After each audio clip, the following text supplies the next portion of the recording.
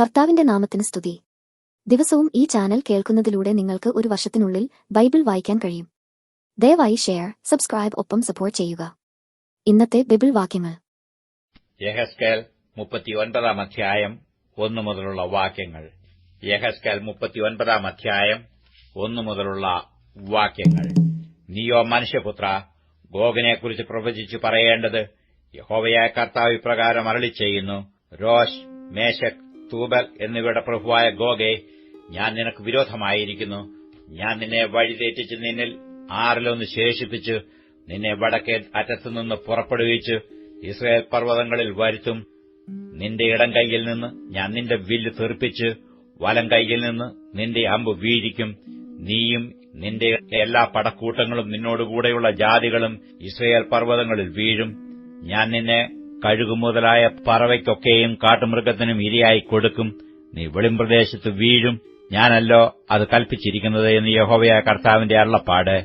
മാഗോഗിലും തീരപ്രദേശങ്ങളിൽ നിർഭയം വസിക്കുന്നവരുടെ ഇടയിലും ഞാൻ തീ അയയ്ക്കും. ഞാൻ യഹോവയെന്നും അവർ അറിയും. ഇങ്ങനെ ഞാൻ എന്റെ വിശുദ്ധനാമം എന്റെ ജനമായ ഇസ്രായേലിന്റെ നടുവിൽ വെളിപ്പെടുത്തും. ഇനി എന്റെ വിശുദ്ധനാമം അശുദ്ധമാകുവാൻ ഞാൻ സമ്മതിക്കുകയില്ല. ഞാൻ ഇസ്രായേലിൽ പരിശുദ്ധനായ യഹോവയാകുന്നുവെന്ന് ജാതികൾ അറിയും. ഇതാ അത് വരുന്നു, അത് സംഭവിക്കും എന്ന് യഹോവയായ കർത്താവിന്റെ അരുളപ്പാട്. ഇതത്രേ ഞാൻ അരുളി ചെയ്ത ദിവസം. ഇസ്രായേലിന്റെ പട്ടണങ്ങളിൽ വസിക്കുന്നവർ പുറപ്പെട്ട് പരിച, പലക, വില്ല്, അമ്പ്, കുറുവടി, കുന്തം മുതലായ ആയുധങ്ങളെ എടുത്ത് തീ കത്തിക്കും. അവർ അവയെക്കൊണ്ട് 7 സംവത്സരം തീ കത്തിക്കും. പറമ്പിൽ നിന്ന് വിറക് പെറുക്കുകയോ കാട്ടിൽ നിന്ന് ഒന്നും വെട്ടുകയോ ചെയ്യാതെ ആയുധങ്ങളെ തന്നെ അവർ കത്തിക്കും. തങ്ങളെ കൊള്ളയിട്ടവരെ അവർ കൊള്ളയിടുകയും തങ്ങളെ കവർച്ച ചെയ്തവരെ കവർച്ച ചെയ്യുകയും ചെയ്യും എന്ന് യഹോവയായ കർത്താവിന്റെ അരുളപ്പാട്. അന്ന് ഞാൻ ഗോഗിന് ഇസ്രായേലിൽ ഒരു ശ്മശാന ഭൂമി കൊടുക്കും. കടലിന് കിഴക്കുവശത്ത് വഴിപോക്കരുടെ താഴ്വര തന്നെ. വഴിപോക്കർക്ക് അത് വഴിമുടക്കമായി തീരും. അവിടെ അവർ ഗോഗിനെയും അവന്റെ സകല പുരുഷാരത്തെയും അടക്കം ചെയ്യും. അവർ അതിനു ഹാമോൻ ഗോഗ്, ഗോഗ് പുരുഷാരത്തിന്റെ താഴ്വര എന്ന് പേർ വിളിക്കും.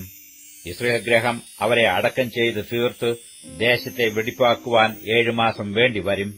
ദേശത്തിലെ ജനമെല്ലാം കൂടി അവരെ അടക്കം ചെയ്യും. ഞാൻ എന്നെ തന്നെ മഹത്വീകരിക്കുന്ന നാളിൽ അത് അവർക്ക് കീർത്തിയായിരിക്കും എന്ന് യഹോവയായ കർത്താവിന്റെ അരുളപ്പാട്. ദേശമെല്ലാം വെടിപ്പാക്കേണ്ടതിന് അതിൽ ശേഷിച്ച ശവങ്ങളെ അടക്കുവാൻ ദേശത്തിൽ ചുറ്റി സഞ്ചരിക്കുന്ന നിത്യപ്രവർത്തിക്കാരെ നിയമിക്കും. 7 മാസം കഴിഞ്ഞ ശേഷം അവർ പരിശോധന കഴിക്കും. ദേശത്ത് ചുറ്റി സഞ്ചരിക്കുന്നവർ സഞ്ചരിക്കുമ്പോൾ അവരിൽ ഒരുവൻ ഒരു മനുഷ്യാസ്തി കണ്ടാൽ അതിനരികെ ഒരു അടയാളം വെക്കും. അടക്കം ചെയ്യുന്നവർ അത് ഹാമോൻ ഗോഗ് താഴ്വരയിൽ കൊണ്ടുപോയി അടക്കം ചെയ്യും. ഒരു നഗരത്തിനും ഹമോന പുരുഷാരം എന്നു പേരുണ്ടാകും. ഇങ്ങനെ അവർ ദേശത്തെ വെടിപ്പാക്കും. മനുഷ്യപുത്ര, യഹോവയായ കർത്താവ് ഇപ്രകാരം അരുളിച്ചെയ്യുന്നു: സകലവിധ പക്ഷികളോടും എല്ലാ കാട്ടുമൃഗങ്ങളോടും നീ പറയേണ്ടുന്നത്, നിങ്ങൾ കൂടി വരുവീൻ. നിങ്ങൾ മാംസം തിന്നുകയും രക്തം കുടിക്കുകയും ചെയ്യേണ്ടതിന് ഞാൻ ഇസ്രായേൽ പർവ്വതങ്ങളിൽ ഒരു മഹായാഗമായി നിങ്ങൾക്കുവേണ്ടി അർപ്പാൻ പോകുന്ന എന്റെ യാഗത്തിനു 4 പുറത്തുനിന്നും വന്നുകൂടുവീൻ. നിങ്ങൾ വീരന്മാരുടെ മാംസം തിന്ന് ഭൂമിയിലെ പ്രഭുക്കന്മാരുടെ രക്തം കുടിക്കണം. അവരൊക്കെയും ബാശാനിലെ തടിപ്പിച്ച ആട്ടുകൊറ്റന്മാരും കുഞ്ഞാടുകളും കോലാട്ടുകൊറ്റന്മാരും കാളകളും തന്നെ. ഞാൻ നിങ്ങൾക്കുവേണ്ടി അർത്തിരിക്കുന്ന എന്റെ യാഗത്തിൽ നിന്ന് നിങ്ങൾ തൃപ്തരാകുവോളം മേധസ് തിന്നുകയും ലഹരിയാകുവോളം രക്തം കുടിക്കുകയും ചെയ്യും. ഇങ്ങനെ നിങ്ങൾ എന്റെ മേശയെങ്കിൽ കുതിരകളെയും വാഹനമൃഗങ്ങളെയും വീരന്മാരെയും സകല യോദ്ധാക്കളെയും തിന്ന് തൃപ്തരാകും എന്ന് യഹോവയായ കർത്താവിന്റെ അരുളപ്പാട്. ഞാൻ എന്റെ മഹത്വത്തെ ജാതികളുടെ ഇടയിൽ സ്ഥാപിക്കും. ഞാൻ നടത്തിയിരിക്കുന്ന എന്റെ ന്യായവിധിയും ഞാൻ അവരുടെ മേൽ വെച്ച എന്റെ കൈയും സകല ജാതികളും കാണും. അങ്ങനെ അന്നു മുതൽ മേലാൽ ഞാൻ തങ്ങളുടെ ദൈവമായ യഹോവയെന്ന് ഇസ്രായേൽ ഗൃഹം അറിയും. ഇസ്രായേൽ ഗൃഹം തങ്ങളുടെ അകൃത്യ നിമിത്തം പ്രവാസത്തിലേക്ക് പോകേണ്ടി വന്നു എന്നും അവർ എന്നോട് ദ്രോഹം ചെയ്തതുകൊണ്ട് ഞാൻ എന്റെ മുഖം അവർക്ക് മറച്ച് അവരൊക്കെയും വാൾകൊണ്ടു വീഴേണ്ടതിന് അവരെ അവരുടെ വൈരികളുടെ കൈയിൽ ഏൽപ്പിച്ചുവെന്നും ജാതികൾ അറിയും. അവരുടെ അശുദ്ധിക്കും അവരുടെ അതിക്രമങ്ങൾക്കും തക്കവണ്ണം ഞാൻ അവരോട് പ്രവർത്തിച്ചു എന്റെ മുഖം അവർക്ക് മറച്ചു. അതുകൊണ്ട് യഹോവയായ കർത്താവ് ഇപ്രകാരം അരുളിച്ചെയ്യുന്നു: ഇപ്പോൾ ഞാൻ യാക്കോബിന്റെ പ്രവാസികളെ മടക്കി വരുത്തി ഇസ്രായേൽ ഗൃഹത്തോടൊക്കെയും കരുണ ചെയ്ത് എന്റെ വിശുദ്ധനാമം നിമിത്തം തീഷ്ണത കാണിക്കും.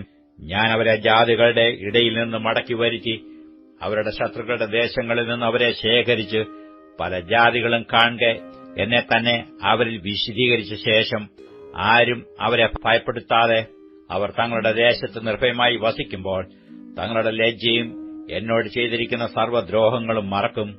ഞാൻ അവരെ ജാതികളുടെ ഇടയിൽ ബദ്ധരായി കൊണ്ടുപോകുമാറാക്കുകയും അവരിൽ ആരെയും അവിടെ വിട്ടേക്കാതെ അവരുടെ ദേശത്തേക്ക് കൂട്ടി വരുത്തുകയും ചെയ്തതിനാൽ ഞാൻ അവരുടെ ദൈവമായ യഹോവയെന്ന് അവർ അറിയും. ഞാൻ യിസ്രായേൽ ഗൃഹത്തിന്മേൽ എന്റെ ആത്മാവിനെ പകർന്നിരിക്കിയാൽ ഇനി എന്റെ മുഖം അവർക്ക് മറയ്ക്കുകയുമില്ല എന്ന് യഹോവയായ കർത്താവിന്റെ അരുളപ്പാട്.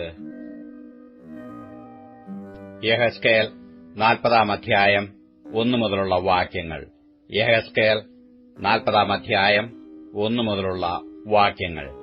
ഞങ്ങളുടെ പ്രവാസത്തിന്റെ 25 ആണ്ടിന്റെ ആരംഭത്തിങ്കൽ 10 തീയതി നഗരം പിടിക്കപ്പെട്ടതിന്റെ 14 ആണ്ടിൽ അന്നേ തീയതി തന്നെ യഹോവയുടെ കൈ എന്റെ മേൽ വന്നു എന്നെ അവിടേക്ക് കൊണ്ടുപോയി. ദിവ്യദർശനങ്ങളിൽ അവൻ എന്നെ യിസ്രായേൽ ദേശത്ത് കൊണ്ടുചെന്നു ഏറ്റവും ഉയർന്ന ഒരു പർവ്വതത്തിന്മേൽ നിർത്തി അതിന്മേൽ തെക്കുമാറി ഒരു നഗരത്തിന്റെ രൂപം പോലെ ഒന്ന് കാണാനുണ്ടായിരുന്നു. അവൻ എന്നെ അവിടെ കൊണ്ടുചെന്നു. അവിടെ ഒരു പുരുഷനുണ്ടായിരുന്നു. അവൻ കാഴ്ചയ്ക്ക് താമ്രം പോലെ ആയിരുന്നു. അവന്റെ കൈയിൽ ഒരു ചണച്ചരടും അളവുതെണ്ണും ഉണ്ടായിരുന്നു. അവൻ പടിവാതിൽക്കൽ നിന്നു. ആ പുരുഷൻ എന്നോട്, മനുഷ്യപുത്ര, നീ കണ്ണുകൊണ്ട് നോക്കി ചെവികൊണ്ട് കേട്ടു ഞാൻ നിന്നെ കാണിപ്പാൻ പോകുന്ന എല്ലാറ്റിലും ശ്രദ്ധ വെക്കുക. ഞാൻ അവ നിനക്ക് കാണിച്ചു തരുവാനായിട്ടാകുന്നു നിന്നെ ഇവിടെ കൊണ്ടുവന്നത്. നീ കാണുന്നതൊക്കെയും യിസ്രായേൽ ഗൃഹത്തോട് അറിയിക്ക എന്ന് കൽപ്പിച്ചു. എന്നാൽ ആലയത്തിനു പുറമെ ചുറ്റും ഒരു മതിലുണ്ടായിരുന്നു. ആ പുരുഷന്റെ കൈയിൽ 6 മുഴം നീളമുള്ള ഒരു അളവുതെണ്ണുണ്ടായിരുന്നു. മുഴമോ ഒരു മുഴവും 4 വിരലുമത്രേ. അവൻ മതിലളന്നു. വീതി 1 ദണ്ണ്, ഉയരം 1 ദണ്ണ്. പിന്നെ അവൻ കിഴക്കോട്ട് ദർശനമുള്ള ഗോപുരത്തിങ്കൽ ചെന്ന് അതിന്റെ പതനങ്ങളിൽ കയറി ഗോപുരത്തിന്റെ ഉമ്മരപ്പടി അളന്നു. അതിന്റെ വീതി 1 ദണ്ണ്, മറ്റേ ഉമ്മരപ്പടിയുടെ വീതിയും 1 ദണ്ണ്. ഓരോ മാടത്തിനും 1 ദണ്ണ് നീളവും 1 ദണ്ണ് വീതിയും ഉണ്ടായിരുന്നു. മാടങ്ങൾ തമ്മിൽ 5 മുഴം അകന്നിരുന്നു. ഗോപുരത്തിന്റെ ഉമ്മരപ്പടി അകത്ത് ഗോപുരത്തിന്റെ പൂമുഖത്തിനരികെ 1 ദണ്ണായിരുന്നു. അവൻ ഗോപുരത്തിന്റെ പൂമുഖം അകത്തുവശം വളർന്നു 1 ദണ്ണ്. അവൻ ഗോപുരത്തിന്റെ പൂമുഖം അളന്നു. അത് 8 മുഴവും അതിന്റെ കട്ടളക്കാലുകൾ 2 മുഴവുമായിരുന്നു. ഗോപുരത്തിന്റെ പൂമുഖം അകത്തോട്ടായിരുന്നു. കിഴക്കോട്ട് ദർശനമുള്ള ഗോപുരത്തിന്റെ മാടങ്ങൾ ഇപ്പുറത്ത് 3 അപ്പുറത്ത് 3 ആയിരുന്നു. 3നും ഒരേ അളവും ഇപ്പുറത്തും അപ്പുറത്തും ഉള്ള കട്ടളക്കാലുകൾക്കു ഒരേ അളവുമായിരുന്നു. അവൻ ഗോപുരപ്രവേശനത്തിന്റെ വീതി അളന്നു 10 മുഴം. ഗോപുരത്തിന്റെ നീളം അളന്നു 13 മുഴം. മാടങ്ങളുടെ മുമ്പിൽ ഇപ്പുറത്തുള്ള 1 മുഴമുള്ളൊരു അതിരഴിയും അപ്പുറത്തു 1 മുഴമുള്ളൊരു അതിരഴിയും ഉണ്ടായിരുന്നു. ഇപ്പുറത്തും അപ്പുറത്തും ഓരോ മാടവും 6 മുഴമുള്ളതായിരുന്നു. അവൻ ഒരു മാടത്തിന്റെ മേൽപ്പുര മുതൽ മറ്റേതിന്റെ മേൽപ്പുര വരെ അളന്നു. വാതിലോട് വാതിൽ 25 മുഴമായിരുന്നു. അവൻ പൂമുഖം അളന്നു 20 മുഴം.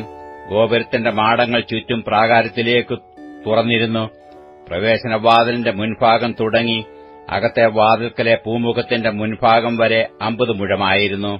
ഗോപുരത്തിനും പൂമുഖത്തിനും അകത്തേക്ക് ചുറ്റിലും മാടങ്ങളിലും ഇടത്തൂണുകളിലും അഴിയുള്ള ജാലകങ്ങൾ ഉണ്ടായിരുന്നു. ആ ജാലകങ്ങൾ അകത്തു ചുറ്റുമുണ്ടായിരുന്നു. ഓരോ ഇടത്തൂണിന്മേലും ഈന്തപ്പനകളും ഉണ്ടായിരുന്നു. പിന്നെ അവൻ എന്നെ പുറത്തെ പ്രാകാരത്തിലേക്ക് കൊണ്ടുചെന്നു. അവിടെ പ്രാകാരത്തിനു ചുറ്റും മണ്ഡപങ്ങളും ഓരോ കൽത്തളവും ഉണ്ടായിരുന്നു. കൽത്തളത്തിങ്കൽ 30 മണ്ഡപം ഉണ്ടായിരുന്നു. കൽത്തളം ഗോപുരങ്ങളുടെ നീളത്തിന് ഒത്തവണ്ണം ഗോപുരങ്ങളുടെ പാർശ്വത്തിലായിരുന്നു. അത് താഴത്തെ കൽത്തളം. പിന്നെ അവൻ താഴത്തെ ഗോപുരത്തിന് മുൻഭാഗം മുതൽ അകത്തെ പ്രാകാരത്തിന്റെ പുറത്തെ മുൻഭാഗം വരെയുള്ള അകലം അളന്നു. കിഴക്കോട്ടും വടക്കോട്ടും 100 മുഴമായിരുന്നു. വടക്കോട്ട് ദർശനമുള്ള പുറത്തെ പ്രാകാര ഗോപുരത്തിന്റെ നീളവും വീതിയും അവൻ അളന്നു. അതിന്റെ മാടങ്ങൾ ഇപ്പുറത്ത് 3 അപ്പുറത്ത് 3 ആയിരുന്നു. അതിന്റെ ഇടത്തൂണുകളും പൂമുഖവും ഒന്നാമത്തെ ഗോപുരത്തിന്റെ അളവുപോലെയായിരുന്നു. അതിന്റെ നീളം 50 മുഴവും വീതി 25 മുഴവുമായിരുന്നു. അതിന്റെ ജാലകങ്ങളും പൂമുഖവും ഈന്തപ്പനകളും കിഴക്കോട്ട് ദർശനമുള്ള ഗോപുരത്തിന്റെ അളവുപോലെയായിരുന്നു. 7 പതനത്താൽ അതിലേക്ക് കയറാം. അതിന്റെ പൂമുഖം അതിന്റെ അകത്തുഭാഗത്തായിരുന്നു. അകത്തെ പ്രാകാരത്തിന് വടക്കോട്ടും കിഴക്കോട്ടും ഉള്ള ഗോപുരത്തിനു നേരെ ഒരു ഗോപുരമുണ്ടായിരുന്നു. ഒരു ഗോപുരം മുതൽ മറ്റേ ഗോപുരം വരെ അവൻ അളന്നു 100 മുഴം. പിന്നെ അവൻ എന്നെ തെക്കോട്ട് കൊണ്ടുചെന്നു. തെക്കോട്ടൊരു ഗോപുരം, അതിന്റെ ഇടത്തൂണുകളും പൂമുഖവും അവൻ ഈ അളവുപോലെ തന്നെ അളന്നു. ആ ജാലകങ്ങൾ പോലെ ഇതിനും അതിന്റെ പൂമുഖത്തിനും ചുറ്റും ജാലകങ്ങൾ ഉണ്ടായിരുന്നു. നീളം 50 മുഴവും വീതി 25 മുഴവുമായിരുന്നു. അതിലേക്ക് കയറുവാൻ 7 പതനമുണ്ടായിരുന്നു. അതിന്റെ പൂമുഖം അതിന്റെ അകത്തുഭാഗത്തായിരുന്നു. അതിന്റെ ഇടത്തൂണുകളിന്മേൽ ഈന്തപ്പനകൾ ഇപ്പുറത്തൊന്നും അപ്പുറത്തൊന്നും ഉണ്ടായിരുന്നു. അകത്തെ പ്രാകാരത്തിന് തെക്കോട്ട് ഒരു ഗോപുരമുണ്ടായിരുന്നു. തെക്കോട്ട് ഒരു ഗോപുരം മുതൽ മറ്റേ ഗോപുരം വരെ അവൻ അളന്നു 100 മുഴം. പിന്നെ അവൻ തെക്കേ ഗോപുരത്തിൽ കൂടി എന്നെ അകത്തെ പ്രാകാരത്തിൽ കൊണ്ടുചെന്നു. അവൻ തെക്കേ ഗോപുരവും ഈ അളവുപോലെ തന്നെ അളന്നു. അതിന്റെ മാടങ്ങളും ഇടത്തൂണുകളും പൂമുഖവും ഈ അളവുപോലെ തന്നെയായിരുന്നു. അതിനും അതിന്റെ പൂമുഖത്തിനും ചുറ്റും ജാലകങ്ങൾ ഉണ്ടായിരുന്നു. അത് 50 മുഴം നീളവും 25 മുഴം വീതിയുമുള്ളതായിരുന്നു. പൂമുഖങ്ങൾ ചുറ്റും 25 മുഴം നീളവും 5 മുഴം വീതിയുമുള്ളവയായിരുന്നു. അതിന്റെ പൂമുഖം പുറത്തെ പ്രാകാരത്തിന്റെ നേരെയായിരുന്നു. അതിന്റെ ഇടത്തൂണുകളിന്മേൽ ഈന്തപ്പനകൾ ഉണ്ടായിരുന്നു. അതിലേക്ക് കയറുവാൻ 8 പതനമുണ്ടായിരുന്നു. പിന്നെ അവൻ എന്നെ കിഴക്ക് അകത്തെ പ്രാകാരത്തിലേക്ക് കൊണ്ടുചെന്നു. അവൻ ഗോപുരത്തെ ഈ അളവുപോലെ തന്നെ അളന്നു. അതിന്റെ മാടങ്ങളും ഇടത്തൂണുകളും പൂമുഖവും ഈ അളവുപോലെ തന്നെയായിരുന്നു. അതിനും അതിന്റെ പൂമുഖത്തിനും ചുറ്റും ജാലകങ്ങൾ ഉണ്ടായിരുന്നു. അത് 50 മുഴം നീളവും 25 മുഴം വീതിയുമുള്ളതായിരുന്നു. അതിന്റെ പൂമുഖം പുറത്തെ പ്രാകാരത്തിന് നേരെയായിരുന്നു. അതിന്റെ ഇടത്തൂണുകളിന്മേൽ ഇപ്പുറത്തും അപ്പുറത്തും ഈന്തപ്പനകൾ ഉണ്ടായിരുന്നു. അതിലേക്ക് കയറുവാൻ 8 പതനമുണ്ടായിരുന്നു. പിന്നെ അവൻ എന്നെ വടക്കേ ഗോപുരത്തിലേക്ക് കൊണ്ടുചെന്നു. ഈ അളവുപോലെ തന്നെ അതും അളന്നു. അവൻ അതിന്റെ മാടങ്ങളും ഇടത്തൂണുകളും പൂമുഖവും അളന്നു. ചുറ്റും അതിന് ജാലകങ്ങൾ ഉണ്ടായിരുന്നു. അതിന്റെ നീളം 50 മുഴവും വീതി 25 മുഴവും ആയിരുന്നു. അതിന്റെ പൂമുഖം പുറത്തെ പ്രാകാരത്തിന് നേരെയായിരുന്നു. ഇടത്തൂണുകളിന്മേൽ ഇപ്പുറത്തും അപ്പുറത്തും ഈന്തപ്പനകൾ ഉണ്ടായിരുന്നു. അതിലേക്ക് കയറുവാൻ 8 പതനം ഉണ്ടായിരുന്നു. അവിടെ ഒരു അറയുണ്ടായിരുന്നു. അതിലേക്കുള്ള പ്രവേശനം ഗോപുരത്തിന്റെ പൂമുഖത്തിൽ കൂടിയായിരുന്നു. അവിടെ അവർ ഹോമയാഗം കഴുകും. ഗോപുരത്തിന്റെ പൂമുഖത്ത് ഇപ്പുറത്ത് 2 മേശയും അപ്പുറത്ത് 2 മേശയും ഉണ്ടായിരുന്നു. അവയുടെ മേൽ ഹോമയാഗവും പാപയാഗവും അകൃത്യയാഗവും ആർക്കും. ഗോപുരപ്രവേശനത്തിങ്കൽ കയറുമ്പോൾ പുറമെ വടക്കുവശത്ത് 2 മേശയും പൂമുഖത്തിന്റെ മറുവശത്ത് 2 മേശയും ഉണ്ടായിരുന്നു. ഗോപുരത്തിന്റെ പാർശ്വഭാഗത്ത് ഇപ്പുറത്ത് 4 അപ്പുറത്ത് 4 ഇങ്ങനെ 8 മേശയുണ്ടായിരുന്നു. അവയുടെ മേലവർ യാഗങ്ങളെ ആർക്കും.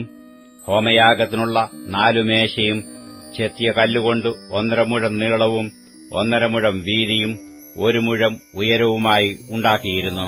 അവയുടെ മേൽ അവർ ഹോമയാഗവും ഹനനയാഗവും അറുപ്പാനുള്ള ആയുധങ്ങൾ വെക്കും. അകത്തു ചുറ്റിലും 4 വിരൽ നീളമുള്ള കൊളുത്തുകൾ തറച്ചിരുന്നു. എന്നാൽ മേശകളുടെ മേൽ നിവേദിത മാംസം വെക്കും. അകത്തെ ഗോപുരത്തിനു പുറത്ത് അകത്തെ പ്രാകാരത്തിൽ തന്നെ 2 മണ്ഡപം ഉണ്ടായിരുന്നു.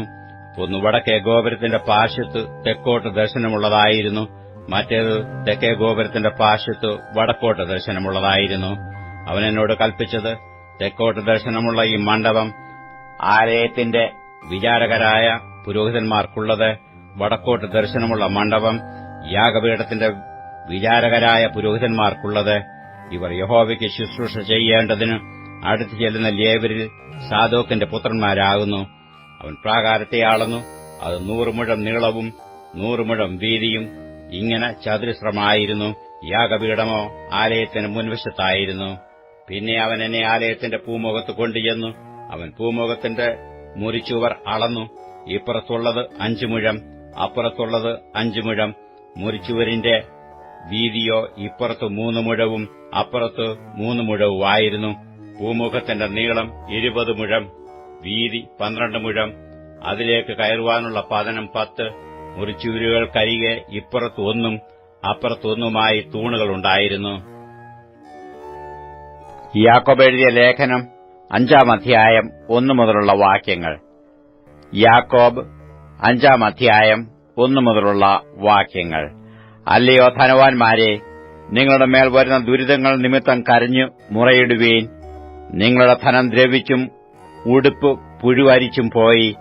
നിങ്ങളുടെ പൊന്നും വെള്ളിയും കറ പിടിച്ച് ആ കറ നിങ്ങളുടെ നേരെ സാക്ഷിയാകും.